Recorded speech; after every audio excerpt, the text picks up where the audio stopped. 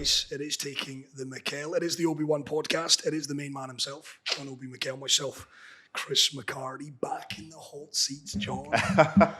They say a week is a long time in politics. I tell you what, a week's been a long time for Jimmy Kimmel. We're not going to get into We're not getting into politics. No politics here. No politics now. A week's been a long time for us as well, John. So much has been happening. We've got loads to get through in this episode. So much. I mean, it's been, a week has gone past and so much has happened. You know, so much has happened in the game. A lot of talking points. And excited to be back. You and I weren't talking for a couple of days because, of course, Manchester United beat Chelsea by 2 goals. So, I bet you were happy about that. Jammy buggers that we were. We'll get to all of that. But listen, we've got a huge announcement to make. Obi-Wan podcast season 4 on the horizon. You've got to stay tuned for that. Some monster names on the way. But, John, Monday, October the 13th, Obi-Wan podcast live. We're on the road again. We are. We're coming to your second home, if you will. Yeah, my second home, We're in London. Yeah, we're in London. Huge announcement. It's going to be amazing. This season we're trying to mix it up. So, it's going to be a live show. It's going to be fantastic. And of course, going back to my second home, as you call it, London. Still feels like home, doesn't it? It still feels like home. Stamford Bridge and all that. That's what, when you mention London, that's what comes to my, obviously, that's what's come to my head and everything. So not the nightclubs. So going back to London is going to be great. A live show, and it's going to be fantastic. And the guests we're having, huge. Yes. You don't want to miss this. As a Chelsea fan, not just a Chelsea fan, as a football fan, you need to come out and watch this because it's going to be absolutely fantastic. It's a monster weekend. Yeah. Of course, there is the Chelsea-Liverpool Legends match at the Bridge. That's Saturday, October the 11th. You're playing in it. I'm playing in it. Yeah, we played the first leg. We lost 2-0 at Anfield. And now we're playing the return leg at home at Stamford Bridge. So we have to... You brought the big guns in this time. Yeah, we're bringing the big guns this time. We have to make sure we smash them. Proper. We have to make sure we win the game, obviously. Playing at home, we don't like losing at Stamford Bridge. No. So it's going to be great. It's going to be great atmosphere. We are bringing back the band, the team, the core of Chelsea Football Club. Is going to be absolutely great game. So Stamford Bridge is going to be a sellout on that Saturday, October the 11th. And then, as we say, Obi-Wan podcast live Monday, October the 13th. And we're coming to you from the iconic Clapham Grand venue. Capacity of about 700. So we're urging you all to pop on down. And John's huge. He's hinted at it. The special guest, it isn't. Listen, no one's there to see me. They're all there to see you, John. But joining us, special guest alongside this man, John Obi Mikel, it is the one and only, the captain, the leader, Mr. Chelsea, the legend, Mr. Chelsea. That's all you have to say. When you want to do something huge as this, there's no other person to have, as a guest than the one and only, Mr. Chelsea. The man who bleeds blue. He does. Who bleeds blue. And JT has been absolutely fantastic. With me and the pod, he's always been there. So I have to say thanks again, JT. But it's going to be massive. So you don't want to miss this. Come and listen to us, both of us, me and John Terry, talking about all days, talking about the current team and, giving our opinion on what we think can bring us back to, glory days and all that. So as well. Yeah, 1 or 2 stories about the old days, So it's going to be interesting. It's going to be fun. A lot of laughter, a lot of things that we can talk about that people has never had us talk about before. So, when you have, me and JT on the stage and of course you as well. So it's going to be brilliant. As a Chelsea fan, you need to be there. Yeah, it's going to be awesome. It's going to be awesome. It really is. And we've told JT not to bring the shin pads. He carries that with him wherever he goes. He might have them on. I don't know. We wait with interest. But doors open. This is very important information. Doors open 6:30 at the Clapham Grand. Tickets available now. That's the Obi-Wan podcast .eventbrite. That's Bright, BRITE.com. Tickets available. There's various different price points as well. Opportunity to maybe get a little bit up close and personal with the two Johns as well. All the ticket information can be found there, but we'd love to see you guys coming out for that. That is Monday, October the 13th. Doors opening 6:30. We'll be on stage round about 8 o'clock, and you're in for an action-packed and entertaining evening. With the two Johns. Yeah, it's going to be entertaining, of course, where we're going to have, a chat, obviously, with the fans as well. We're going to have the fans talking to the fans. Sure, and chanting. Yeah, exactly, chanting and getting some questions from the fans. The fans, you guys are, obviously, is going to be your event as well, where you can ask us, both me and JT, questions of your choice. And then, we're there to talk about it. It's our club, it's our football club, and everything we say is on how do we get the club back to where it belongs? Well, and on that note, so we look forward to seeing you guys there. On that note, John, it's not often I can gloat, and I think that's why we cancelled it last week. You were pushing this, the inevitable, but we got to reflect on Old Trafford and Man United 2, Chelsea 1, because let's be honest, the sending off just changes the whole game plan for Enzo Maresca. Goes out the window. No, it does. I mean, when you go into a huge game like that, obviously, it's still a huge fixture, isn't it? No matter how you look at it, you can say, okay, Manchester United, they're not the Manchester United that they used to be, but it's still a huge fixture, isn't it? It's still a big fixture. So for me, it was a big game. And then when you go into such game, and then after 5 minutes, your goalkeeper gets sent off, it just changes everything. All the game plan just goes out of the window. And it's a disappointing way to start the game. Can you criticize a massive mistake? It's a huge mistake. I mean, he knows that. I mean, I'd rather play the whole game with with 11 men and 1-0 down than to play the whole game with 10 men. You know what I mean? So for me, because we know it's Manchester United right now. They're not the Manchester United they used to be. I think if we've gone down 1-0, in the first 5 minutes, it's still 90 minutes to play in the game, including extra time. So we know the way we're playing with the team we have. We have the better team right now. We could go on to win the game. We could go on to win the game easily. So for him to make such a mistake, you run out, you came out of your line. Why don't you just pedal back and try to make yourself big and defend the goal and try to make sure Mbeumo doesn't score? I think it's a matter of not trusting himself. Because if you trust yourself, a goalkeeper that trusts himself would have pedaled back and gone his goal line and be, okay, let's see what you've got. Try to beat me. Because I trust myself. I can bet on myself to maybe defend the goal. But he just thought, you know what? I don't trust myself. I have to go out and make a rational decision. It was a rational decision. Let Mbeumo come, face you face to face. You're the goalkeeper. Make yourself big and try to make the save. But he was like, you know what? I don't trust myself here. So he went out and make a rational decision. A decision that he didn't need to make. So for me, it was a stupid mistake to put your team in that situation. Again, a big game. And we talk about it. I've said it so many times. We should have, in this transfer window, brought in a top goalkeeper. I know I keep singing, I keep talking about it. We should have done that. We can see what Donnarumma is doing now as Manchester City.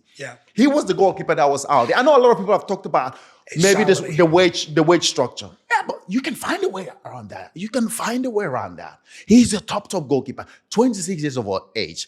You could have found a way around that to make sure that you can fit him into the wage structure. But we didn't do that. And there is no way, I've said it so many times, from last season, it's going to be incredibly hard for us to win the Premier League with the goalkeeper that we have right now. Well, the other point to make on that, John, is it's not like Chelsea were not in the market for a keeper because they started the summer for Mike Mignan, the AC Milan, the French goalkeeper. Yeah. So the only thing for 15 million, we couldn't. Yeah, exactly. He's now out of contract next summer. So the only thing I can deduce from it is they're waiting perhaps to get him on a free. But to your point, you can't wait. We want to win now. Yeah. We want to win yesterday.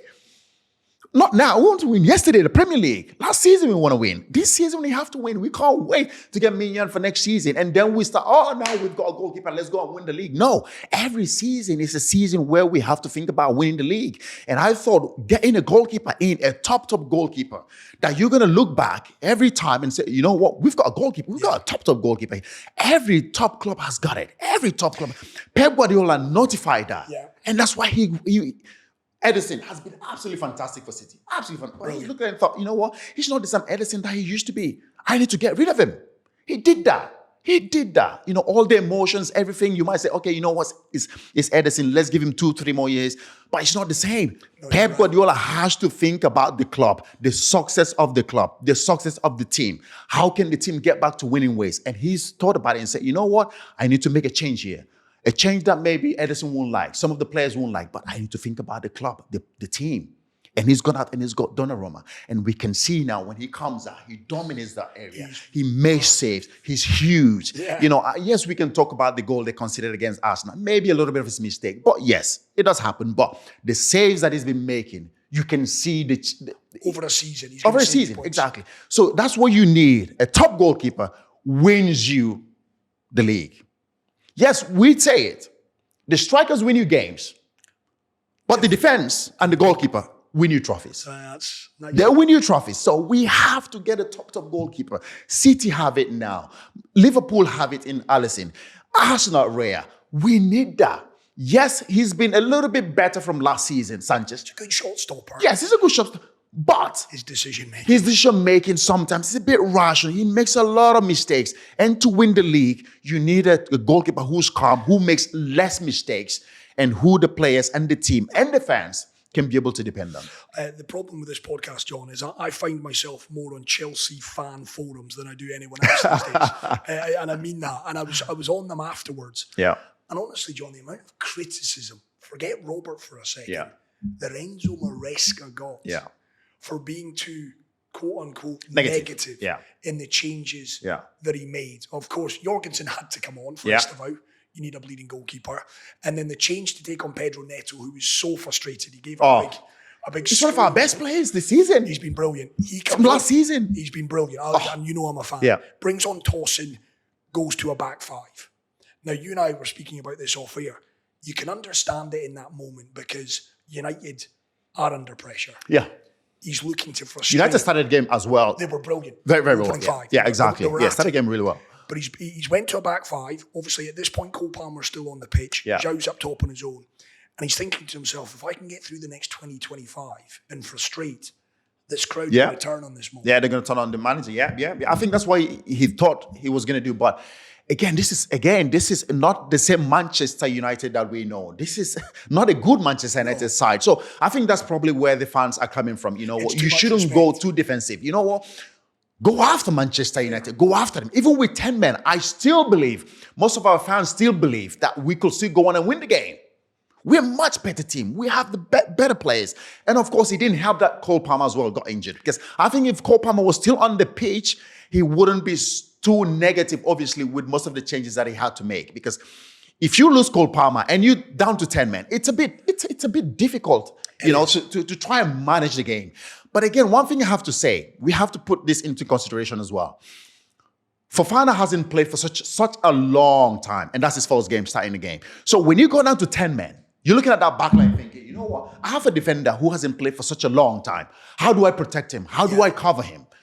And that's probably why he's decided, you know what? I'm going to go to back five and try to make sure that, that Fofana is not under too much pressure. He doesn't have to sprint too much. I don't know what's, you're coming back from a long injury. Your hamstring, your quads, everything, your calves, they're all going to be tight. You know what I mean? So you don't need to sprint too much. You don't need to try to force yourself too much. And I think that's probably why he decided to go there and try to make sure he protects Fofana and make sure we protect that back line. But yes, a little bit of negativity was there in the changes. And I thought we could have gone for it. And also, when Manchester United did go down to 10 men, Casemiro got sent off. I just thought that's the time to go for it. Half time. Oh, go for it. Because he waited an hour. He took off. Yeah. Who did he took off? Fofana got through an hour. And then Tyreek George came on. He brought off Marc Cucurella for Gusto. But talking about this, at half time, and again, hindsight's a wonderful thing. Half time, exactly. But Casemiro's gone off, yeah. You know United are nervy. Does he make changes then? Straight away. And that's where it comes down again to top managers, big managers. I love Enzo Maresca. Everybody knows in this sport. I've always defended Enzo. But again, if you want to be a winning coach, if you want to be a winning manager that has a winning mentality, that's where you go for it. That's where the likes of José Mourinho go for it. I smell blood here. Let's go for it. We're now done. It's now level 11, 10 v 10. Let's go for it. Manchester United at Old Trafford, they're not playing well. They're not having a good season. You know what I mean? The fans, if we can be able to put a little bit of pressure, the fans are going to turn on this manager. We know what's happening there. Put them under pressure. And that's why he failed to do that. That is my only criticism from that game with the manager. Because that's where a José Mourinho, a Carlo Ancelotti, these top managers, they smell blood, they'll go for it. Pep Guardiola, they'll go for it. You know what I mean? And he was just a little bit too negative. I don't understand why, but he was just a little bit too negative, obviously. But listen, he will learn from it. He will learn from it. And next time we find ourselves in that situation, he has to make sure that he goes for it. And it wasn't the best of game. We didn't play great. We didn't play so well. I thought Enzo Fernandez didn't have his best game. No. And I just thought that's where he would have taken him off and bring up Garnacho. I just thought that game was crying out for Garnacho. It was crying out for Garnacho. You know, back at Old Trafford, he wanted to show the whole Manchester United fans what they're missing. Why did you let me go? He's got that arrogance. You can see that. Even there was, at some point, the manager was making tactical changes, talking to his staff. You could see Garnacho was trying to listen. He wants to get on the pitch. He's like, Gaffer, get me on. He wanted Gaffer, get me on. And, you know, I thought that game was meant for him. He should have brought him on. But obviously the manager, the manager decided, he didn't have to bring him on. But again, we talk about a goalkeeper. We can again talk about the defense. We can talk about our defense. We're making silly mistakes, silly mistake we're making. Again, you talk about the Champions League where we conceded goals. We made silly mistakes. In the Champions League, we conceded goals. Yeah. And again, I talked about it. The goalkeeper situation, the centre-back situation where we know Levi Colwill is going to be out for such a long time. We should have done those two business, brought in another top centre-back and a top goalkeeper. We know Colwill is our best defender. Is he a world-class defender right now? No. He has the potential to become a world-class defender. I agree. He has the potential. So for me, if you lose your best centre-back and the transfer window is still open, go out and get another top centre-back. We can see it now. We're conceding way too many goals. I've said it. I don't believe Tosin is the answer. No. Chalobah I think he's good. I think Chalobah has the potential to become, he's quick, he's strong. Fofana, we know he hasn't played for such a long time. I don't believe Tosin is the guy. I don't believe he is the guy to lead our defense. I don't believe that. We should have gone out and gotten another top centre-back. So with that in mind then, John, goalkeeper, you've said it. Yep. You're not quite sure he's there. With Colwill not there and he's expected to miss a number of he's a months massive miss. So with all of that said, this Chelsea team can win the league. I don't think so. I hope we can. I hope we should. But with the current squad we have right now, going forward, we're fantastic. Creating chances. It's good to see Cole Palmer again back, scoring goals, creating chances. You know what I mean? Could be out for exactly. Now he's going to be out for a while. You know what I mean? So for me, I just believe that the centre-back situation, even with Levi Colwill sit there, I still believe we need another one. We need another one alongside him. We can see that Liverpool, Jojo van Dijk, Konate, Manchester City, Ruben Diaz, John Stone, Gvardiol, Arsenal, Gabriel Saliba. You need the spine of the team. You need a two top centre-back. And I just feel like we need another top centre-back alongside Levi Colwill. For me, once we be able to sort out that position and a goalkeeper, I think we will be challenging to win the Premier League. But right now, with the squad that we have, the Premier League, it's tough. It's a tough league to win. It's a marathon. It's not a sprint. Yeah. It's a marathon. And everyone, I know Liverpool are 5 from 5. Yeah. But everyone, because there are weaknesses, I look at every team and I think, well, you're weak there. There's definitely, you're susceptible there. I think everyone's going to take points off everyone. The strength and depth, of course, of the Premier Liverpool League. are not going to go unbeaten. No, they're not going to go unbeaten this season. We've seen that. They've struggled to win games. They've won games at the last minute of the games, of games. So for me, they will draw points. Everybody will draw points. And for us as well, last season, the reason why we didn't go on to win the league, or we were not there come the end of the season to challenge to win the league, we drew way too many games. Christmas time. Yeah, remember we drew way too many games, and we don't want to do that this season. Those difficult games, those small games against the likes of Brentford, Wolves, all this, no disrespect to anybody, all these lesser teams, we failed to win those games last season. We drew way too many games last season. And we saw that again against Brentford. We drew again 2-2. Yeah. So for me, those are the games we have to win. The games against big teams, I'm not too worried about it because it's an open game. It's an open game. But when you play against the teams that come, sit back and try and, okay, show us what you got. How do you break us down? We failed to break those teams down. We've drew way too many of those games. And we have to find a way. We said it last season. Enzo Maresca have to find a way of winning those games. Those lesser games, we have to find a way of winning because those are the games that get you, come the end of the season, if we drew way too many of those games, we're not going to be there. We're not going to be there. We have to win those games. The bigger teams, I'm not worried about because it's going to be an open game. When you play against a big team, I know that the game is open. The game is way too easy. Not too easy, but it's a bit easy. But when you play against the smaller teams, where the manager is going to be on the touchline screaming, why don't you kick him? Why don't you talk? It's tough. It's difficult to play against those teams. And you have to find a way of breaking them down. We have to find a way of, we can't depend on Cole Palmer. I know now we have João Pedro who's coming, hit the ground running, scoring goals, but we need to find a way of winning those games. And injuries now as well. Obviously, Liam Delap out. Levi Colwill we've touched on. Cole Palmer is touch and go. You've got to deal with that. But then again, all teams have that, have to deal with that as well. So Chelsea bouncing back. We're recording this episode the morning after the night before.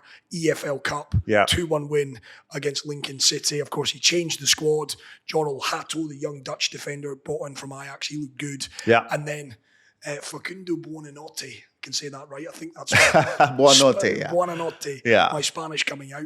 I mean, he was a bit of a shock signing, to be honest. But they clearly see something in him. He gets the goal. Tyreek George with a goal and an assist, and it was all about just winning, John. I don't think we're going to break down the performance. It's just about getting the victory. Yeah, I think we have way too many players from Brighton. I think Brighton, I think we have a discount code with Brighton. Something like that. I mean, we've taken their players, we've taken their sporting directors, we've taken their chefs, their kitmen, everything we've taken from Brighton. It's a discount code. Buy 3, get 1 free. It's a bit like No, I mean, the amount of players we've signed from Brighton is absolutely. But listen, they've all come in and they're doing the business now. They're doing the business. João Pedro, Cucurella, now we can say is fantastic. Caicedo as well. So they've been brilliant signings. But we've taken all their players. Fair play to Brighton though. Thank you very much, Brighton. But no, it wasn't. A game against Lincoln. I think it was another game that we just had to win. Yeah. When you play these games, you just have to win. How do you get to the next round? And that's what we did last night. But again, we talk about the goalkeeper situation. Jorgensen, he was all over the place. He was flapping everything. When he came out, he was flapping everything. He couldn't punch the ball. He was all over the place. He was, listen. Doesn't give me confidence. No, it doesn't give me confidence. And he's going to be the goalkeeper that we're going to have in goal now for the next, 2-3 games? Yeah, straight red. I watched him last night. He was all over the place. In fact, it's only a one-match ban, isn't it? Because he was done.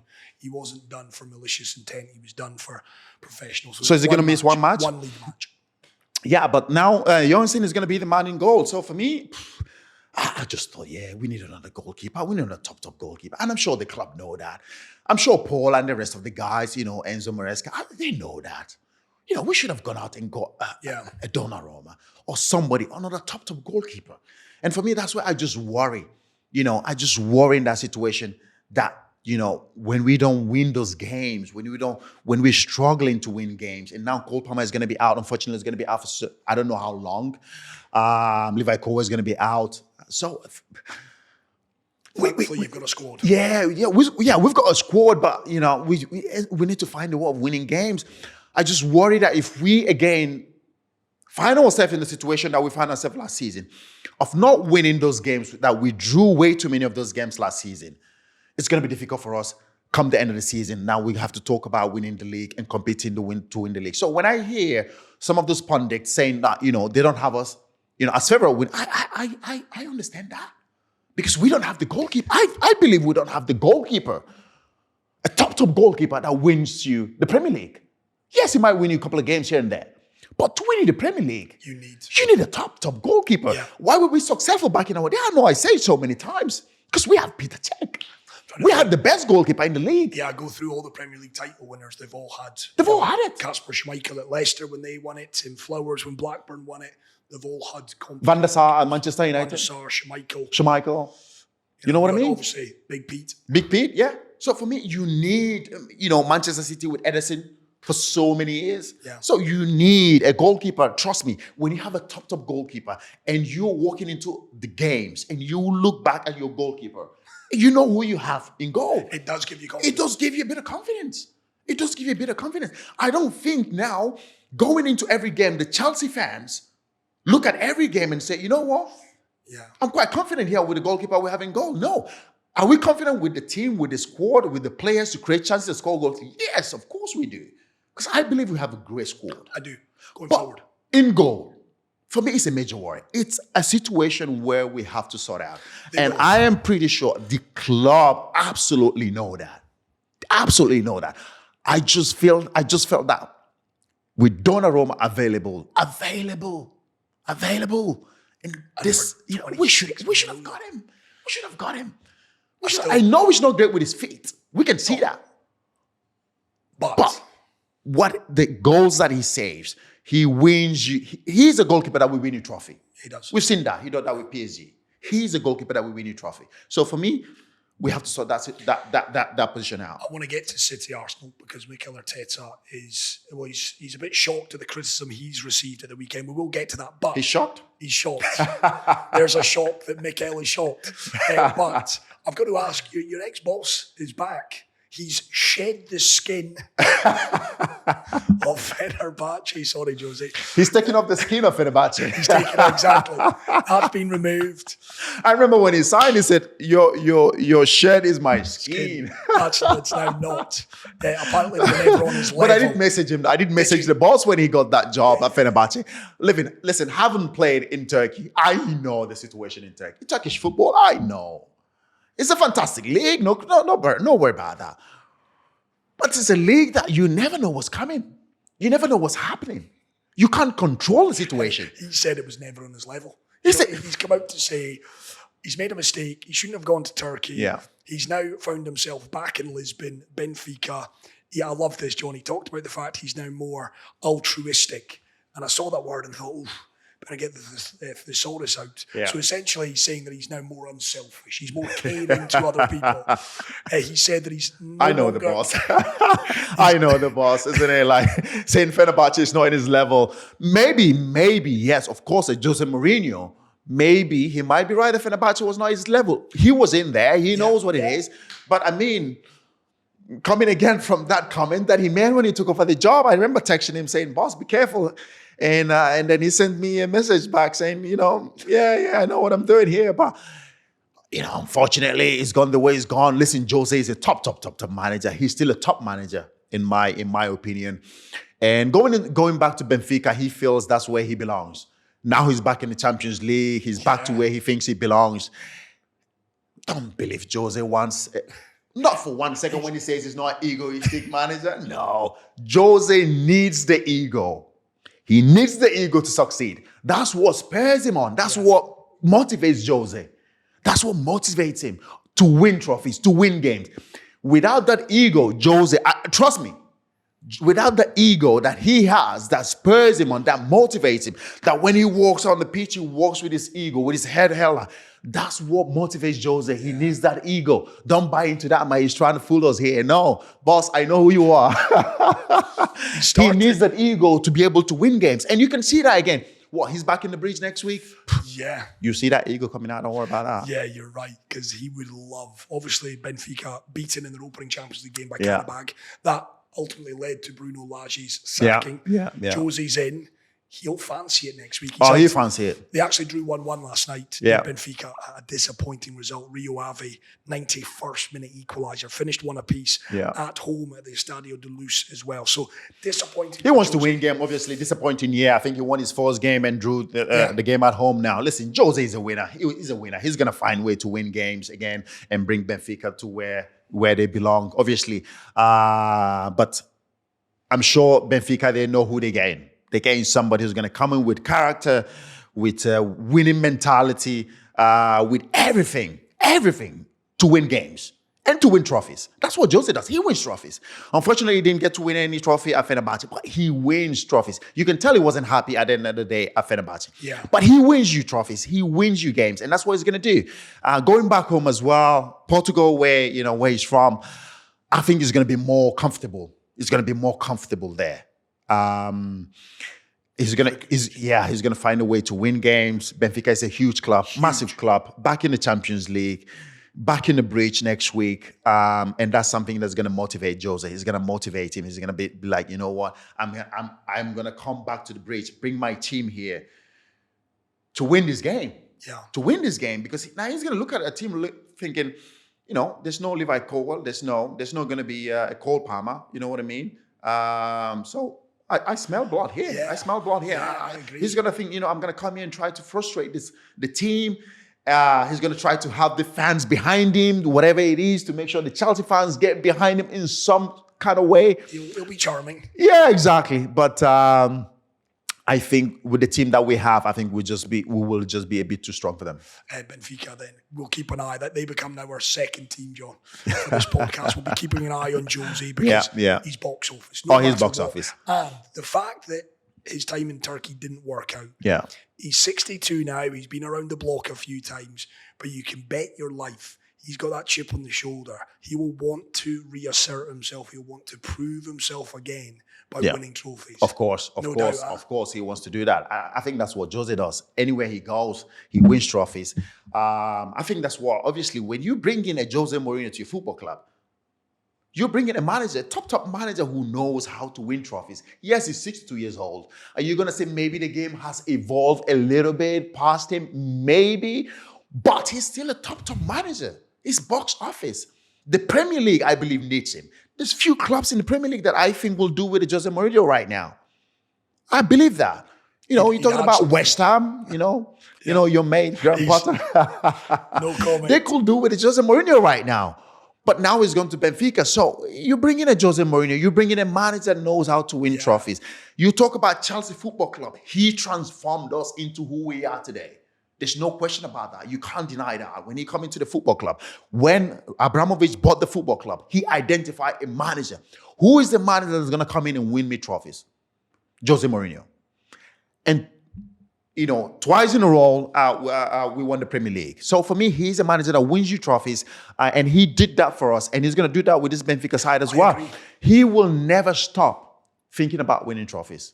That's not in his DNA. The day Jose Mourinho stop thinking about winning trophies, that's it, he's done. Yeah. That's what motivates him. And with that ego that he has, it doesn't matter where he goes. He wants to win trophies. And it's going to be very interesting to see when he comes back to the breach, how our fans are going to, welcome him. I think, he's going to feel like this is my home, this is my place.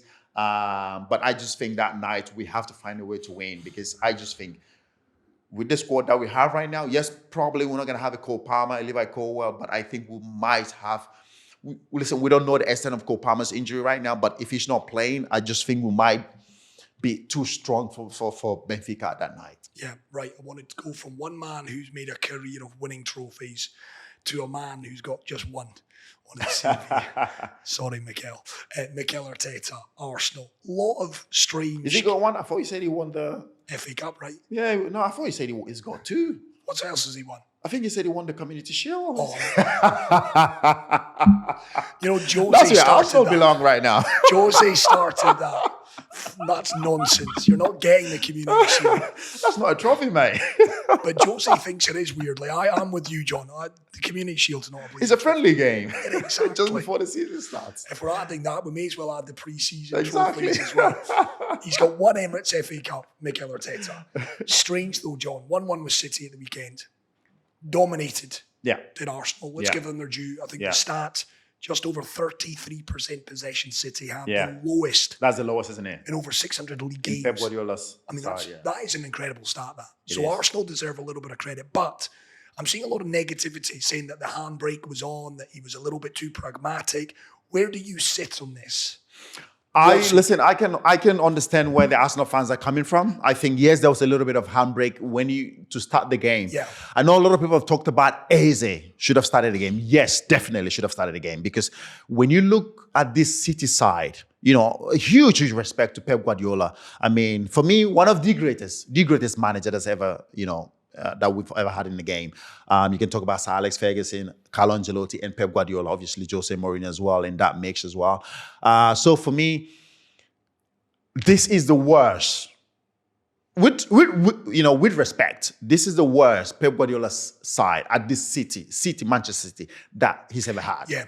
For me, I think it's a team that is evolving. It's in transition. Too many changes, too many, transition. He's just find a way. Brought in way too many players, too many changes. Change his backroom staff, change his sporting director, change all the players. Goalkeeper, everything. Way too many changes. It's a team that's in transition. You can feel that. So they're not there yet. They're not gelling. So for me, that's why I say it's the worst Manchester City side that Pep Guardiola's ever had. So for me, taking that into consideration, having said all that, that is where Mikel Arteta would have attacked the City side. He would have gone for it. I smell blood here. This is not the City side that we know, that we all come to know. So for me, with the starting lineup, I just thought, yes, play Declan Rice and Zubimendi as a two holding midfield players. Why not players as a number 10? Yeah. Why do you have to start a Moreno and play 3 midfield players? You didn't need that. There's no need for that. Eze would have started. If Odegaard was there playing, he would have started as a number 10. So why was there handbrake? Why was that handbrake when it comes to the starting 11? Because they beat them 5-1 last season. Exactly, you beat them 5-1 last season. So for me, this is a City side that are not playing well, that are, in transition with the players that they've brought in. So for me, I just thought Mikel Arteta, again, it comes down to the winning mentality. Arsenal is not a winning side. He hasn't tasted it. Mikel Arteta doesn't know. He's trying to implement it. He's trying to exactly. He doesn't. A manager that's won the Premier League would have known that and thought, you know what? A manager that wins titles would have known, you know what? I'll go for this. I fancy yours today. I'm going to take risk. We're playing at home. Our fans behind us. Yeah. I play 2 holding midfield players and a number 10. Can I give Eze the free role to go out there and create chances and make sure that we create chances to win the game. You can't play 3 holding midfield players because it doesn't matter how you look at it. Moreno, Declan Rice, and Zuba, they're all 3 holding midfield players. Yeah, they are. Bring in a number 10. Play Eze as a number 10 behind Gyökeres to create chances. Why put on a handbrake? Why? I don't get it. So I can understand the frustration from an Arsenal side. But again, it comes down to Arsenal. It's the DNA of Arsenal. They don't know how to win trophies. They have no idea what it takes. That game, when you look back at it, come the end of the season, that might be the game when you look back and thought, that was going to we missed out at it here. Because they spent all of this money, right? And I look at the squad now, and I think on paper, he spent again almost 270 something million. It might just be the strongest squad in the It is the strongest. Okay, it is the strongest. I wouldn't disagree with that. In terms of depth, it is 2 players in every position. So you've spent all of this money. You've got, to your point, John, the strongest squad in the Premier League now. But you've lost at Liverpool 1-0. Okay, worldie of a free kick from 30 yards. But you still lost. But you still lost. You've now drawn 1-1 with City. That's your 2 title rivals. The question I would ask, you've been in these dressing rooms. Are the players looking at one another? Does that seed a doubt in them that maybe we're not ready? Of course. Does it? Of course. Because when the fixtures do come out at the start of the season, you look at it and you look at the fixtures. Again, I've talked about it. We've talked about it. We've had people here, legends in this podcast, that play for Manchester United, that play for big clubs. They've said it. Yeah. What do you look at? The big guys, the big teams. You look at it and say, if we get 3 points here, 2 points, 1 point here, 3 points here from the big boys, we know we're almost there. We look at it back in the days. We thought, okay, we have to go to Manchester United and win that game. If we can go there and win that game, that puts us in a good position. If we go to Arsenal, which is always a given for us, we'll beat Arsenal. Can't help yourself. No, if we go to City weren't as big back then. Who we talking about? Arsenal. So when you look at those teams, Spurs, you look at those teams, Spurs also a given for us. Yeah. So when you look at those teams, you have to go there and believe and have the belief. And the motivation and the mentality that, we have to go here and win. we have to. This is where we have to win. This is where we win the title.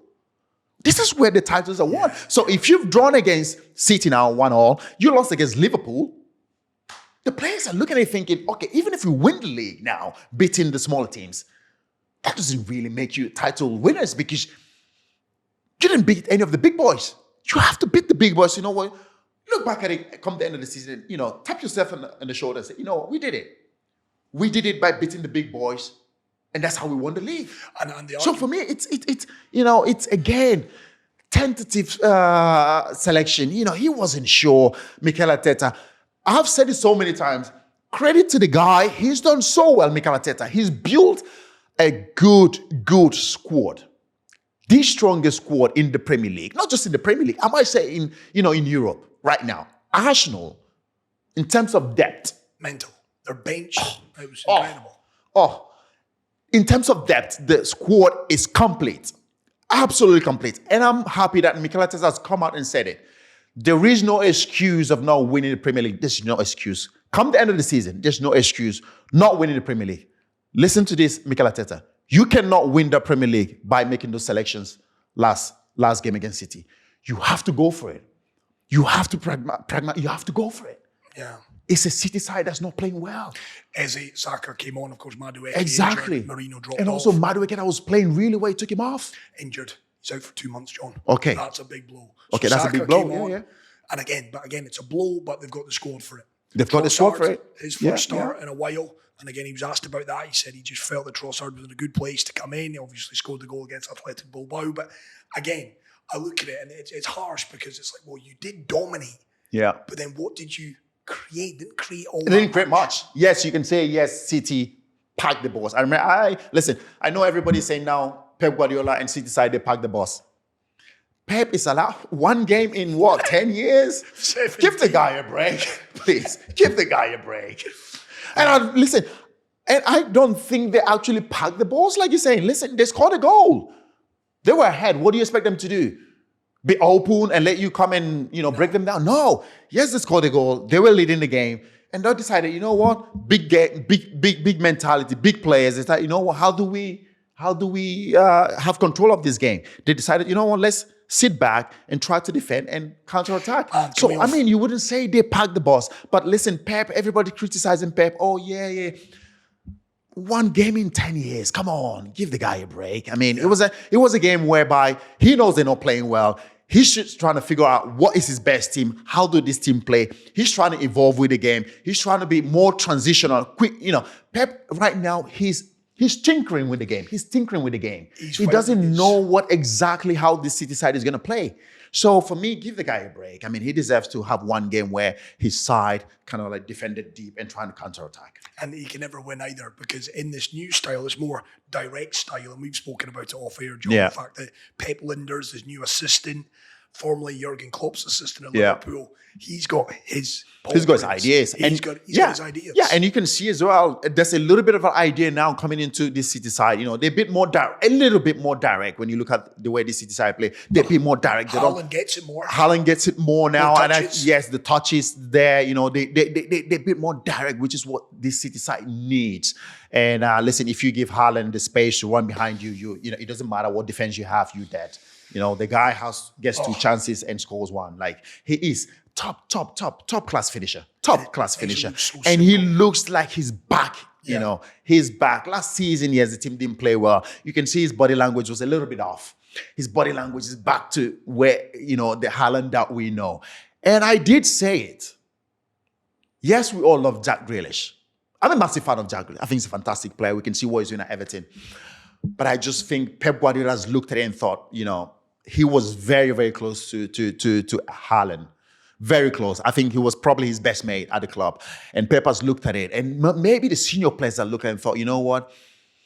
For us to get Haaland back, we need Jack Grealish to move on. We need to move him on. Haaland doesn't need that distraction. He needs to focus on the game. He needs to get back to the Haaland that we know. And, and I think Pep thought about it and looked at it and thought, you know what, Jack, I love you. You've helped this club win multiple Premier Leagues, win the Champions League, but I think it's time for you to move on now. We have to make sure that we get Haaland back to where he belongs. And you can see now, he's more focused, he's more determined, he's more hungry now. He wants to get back to scoring goals, which is what he does. His body language, he looks at himself now as one of the leaders at that club. So it's brilliant. And we talked about it. I think he will become, come the end of the season, I think the top goal scorer. Yeah, no, if he keeps going the way he's going now, the fastest player to score 50 Champions League goals. And he's only 25? 25. 24, 25. 49 games. Mental. Previous record. Mental. I think Ruud van Nistelrooy. And only 49 games. 49 Mental. games. It's crazy. Mental. It's crazy. I mean, going this rate, the rate he's going, you can see this guy breaking all. If he stays fit, Alan Shearer's record will be gone. If he stays fit, I don't see any. I see him breaking all records. I agree. All records. Right. Let me ask you this question: $1 million one. Who wins a Premier? I'll change that. Who wins a league title first? Jose or Mikel? Oh, you mean Jose at Benfica? Yes. Oh. Who gets the league title first? Jose. Listen, I'll go ahead and back Jose Mourinho. I'll go ahead and back Jose Mourinho. I don't think Mikel Arteta is going to win the Premier League this season. I don't think Mikel Arteta is going to win the Premier League. I said it. If he doesn't win it this season, respect to Mikel Arteta. And I'm sure every Arsenal fan will agree with me. And I'm happy that you can see now most of the Arsenal fans, they're saying it. They've come out and they start saying it. If he doesn't win it this season, gotta maybe change. They're happy for him to walk away. Put your hands up. I've built you a fantastic squad. But unfortunately, I'm not that guy to take you over the line. I'm not that guy to win the Premier League for you. Fantastic manager, done so well for the football club since Arsene Wenger left the football club. He's that manager that's come in and steadied the ship and brought back Arsenal to where they belong with that, because they haven't won anything yet. But sort of to the top. Yes. With the squad that they have. And sometimes you just have to put your hand up and say, you know what? I've done my best. I've done everything I could, but unfortunately, I'm not that guy. So if he doesn't win it this season, put your hands up. And everyone is going to respect him for that. Walk away. So for me, that question, ask back Jose Mourinho to win the league first before. I thought you'd say that. It's a tough one this weekend as well for Arsenal. On Sunday, they go to Newcastle this upcoming weekend. It doesn't get any easier. The Premier League doesn't get any easier, mate. There's no games in the Premier League now that is easy. There's none. We can see what Sunderland are doing. We can see what Leeds are doing. The Premier League is tough. It's tough. 38 games, you have to be on it. You have to be on it. That's why when we talk about it, the big teams, we Chelsea, Arsenal, when you go to play these games, the smaller teams, they're going to come, pack the bus, if you call it that way. Be compact. Find a way to break them down. Yeah. Find a way, because those are the games, come the end of the season, if you drew way too many of those games, you're going to look back come the end of the season and say, you know what? We failed to break these smaller teams down. We could have gone for it. We could have been more pragmatic. And that's what I want Enzo Maresca to do. We drew way too many of those games last season. We have to find a way of winning those smaller games. It's a big one. Those lesser games. Big one this weekend for your boys. Chelsea taking on their feeder club, John. Brighton. That's Stamford Bridge. That's a tough game. It's a tough game. That Brighton, off the back of their good win last night, they were on the road. Diego they look good, Brighton. 4 goals. Again, deep squad. He's able to make changes there for Fabian Hurtzler. 2-0 up at Tottenham last time out. Finished 2-2. They've already beaten City. That'll be a difficult game. They look good. They look good, Brighton. Good team. It's going to be a tough game for us. We've seen it. Brighton, they're playing well. We've seen it. They were leading against Spurs on goal, which is which killed them. Unfortunate. Yeah, just killed them. But no, the team looks good. They're playing well again. There's an identity again, Brighton, the way they play. I think there was a little bit of that that's gone out when De Zerbi left. Yeah. And now you can see that starting to come back. Brighton, they're a team that like to dominate the game, and they're very good going forward. And you can see that. They're very exciting to watch, Brighton. Every time I watch them, Meite, they're very direct, and I love to watch that. So for me, it's going to be a good game. It's going to be a really good game. So it's a game we have to win. I know they're the team that, we've got a discount code with them. But yeah, we have to find a way of winning. It's going to be a tough game. But I just think with the team that we have right now, the way we're playing, I think we might just have a bit too much of Brighton. Even with Jorgensen in goals. Yeah, even with Jorgensen, we have to. Yeah, we have to back him right now. We have to support him because that's all we've got. Unfortunately, the transfer window is closed. It's shut. So we have to do with what we have. So we have to back whoever is in goal. Sanchez, support him. Every time they play. But I just think when the transfer window opens again, it's a position we have to strengthen. So the game is what it is against Brighton. Again, we have to win. So we have to put ourselves back again, in that mix, in terms of trying to win the Premier League, because that's what we should be thinking about this season. How do we get back to win the Premier League? Because we haven't won the Premier League for a while now. How do we win the Premier League? How do we contend to win the Premier League? You know what I mean? Last season we were there, just come towards December, we sort of fell off. I'll say it was December. Yeah, exactly. So we have to make sure that we're there. We're there. Yes, we have a young squad, but it's a squad that's been together now for a while. So exactly. So we have to now start thinking about. Next step. Yes, exactly. Next step is winning the Premier League and competing to win the Champions League, because that's where we belong. So, and I'm sure Enzo Maresca knows that. Right. I'm conscious, John. What is it? Wednesday, 24th of September. You are going to be running out at the bridge on the 11th. I need to let you go and run. Are you working out? Are you going to be, what's the next 2.5 weeks looking like? Please tell me you're in shape. I'm in shape, man. I'm trying. I tell you what, you are in shape. I try to do my bit. You know how I know you're in shape, and we got a lot of love on the video. If anyone's seen our bet winner, Copacabana Beach video. Oh, yeah. You had the abs out. The amount of messages that we got, John, on your physique. You could still be playing, pal. No, I do. I do try to work out every day.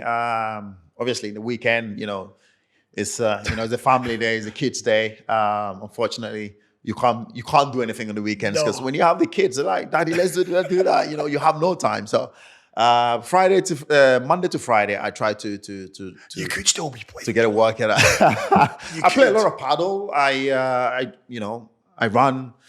I do a little bit of gym work, and just trying to keep myself fit.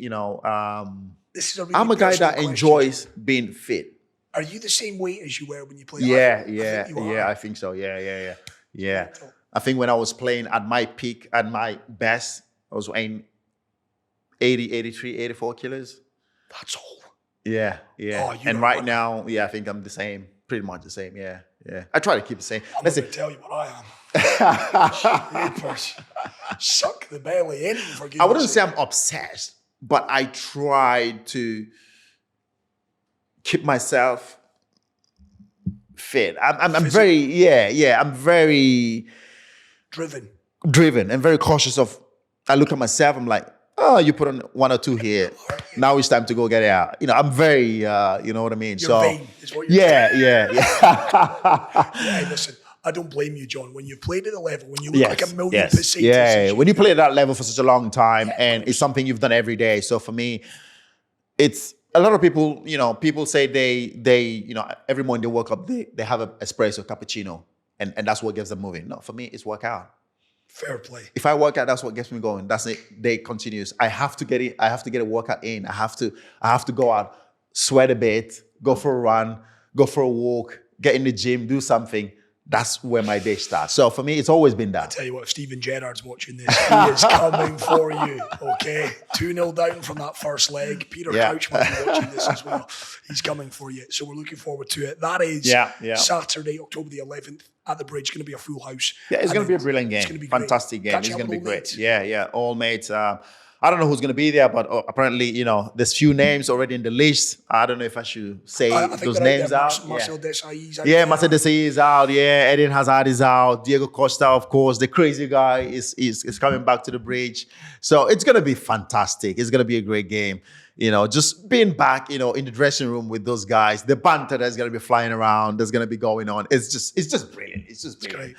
So it's always good to be back there, and it's going to be good. I think obviously it's a fantastic game, fantastic cause as well. We're playing, for charity game, for Chelsea Foundation, which is always brilliant when you. Yeah. I enjoy doing those, those kind of games, and I'm sure my teammates, and of course Liverpool as well. It's a fantastic course, and it's a brilliant game. So I'm sure our fans are going to come out and support that and enjoy the game. And then he'll be in an ice bath on Sunday, and then he's coming to you live on Monday. A reminder, Monday, October 13th, it is the Clapham Grand. Just want to reiterate that again. It is the Obi-Wan podcast live with special guest, John Terry. Tickets on sale now. We'll give you a reminder of it now. The Obi-Wan podcast, it is the Obi-Wan live.eventbrite.com. It's available there. Do check it out, and we'll see you guys there. Right, top man John. Always a pleasure, man. Fantastic. The message I'm taking away from this is, Paul Lawrence, if you're watching, buy a bleeding goalkeeper. Get us a goalkeeper. Exactly. And we win the league. For now. Thanks, guys.